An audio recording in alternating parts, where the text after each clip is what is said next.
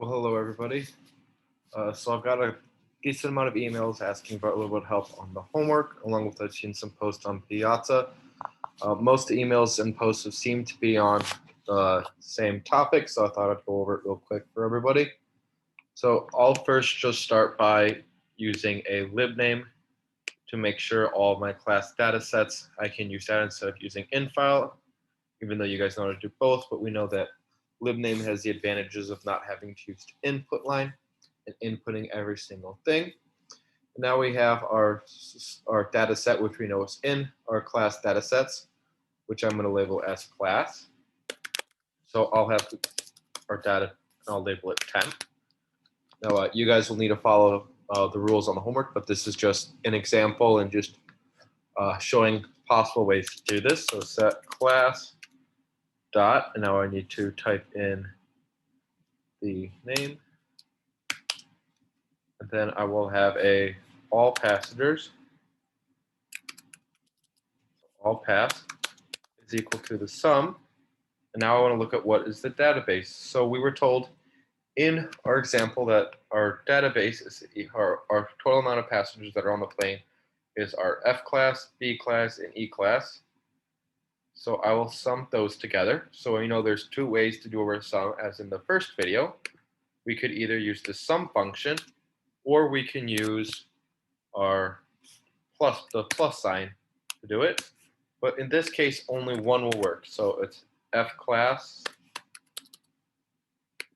it's F, B, and E. So those are the three classes. And we have to make sure that the F and the C are both capital, along with the P in pass, and E.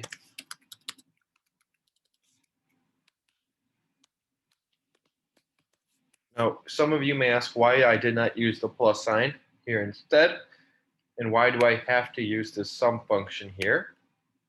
And this is because, as we see in the B class, some of these have a blank.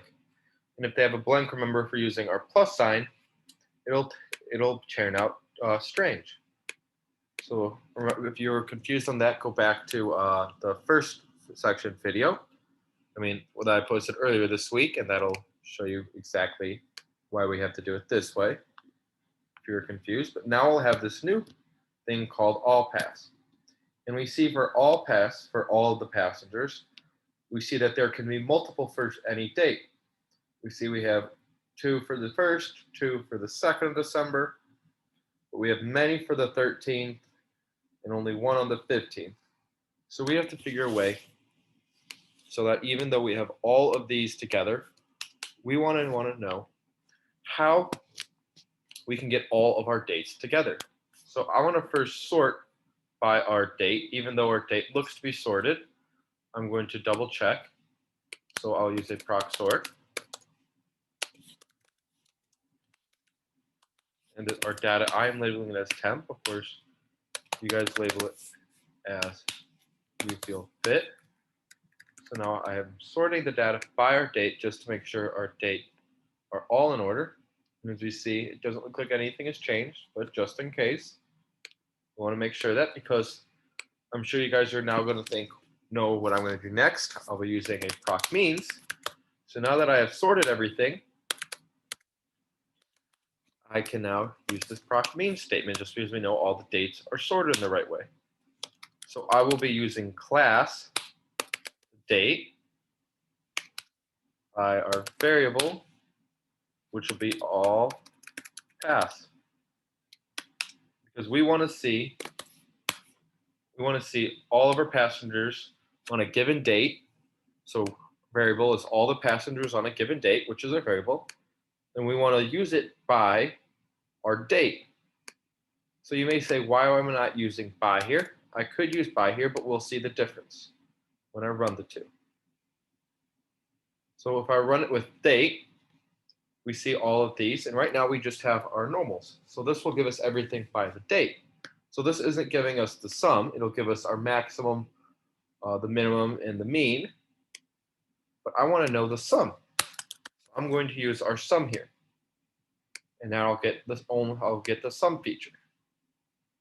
We see now that we have the sum for each one of our dates separately.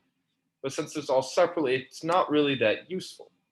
And that's so if I have class, this class statement tells the proc means that all the dates should belong together as they are all similar and are a grouping term, just like the variables. We're looking at the variables. We group all the variables to find out the sum as we're using here. So I will do that.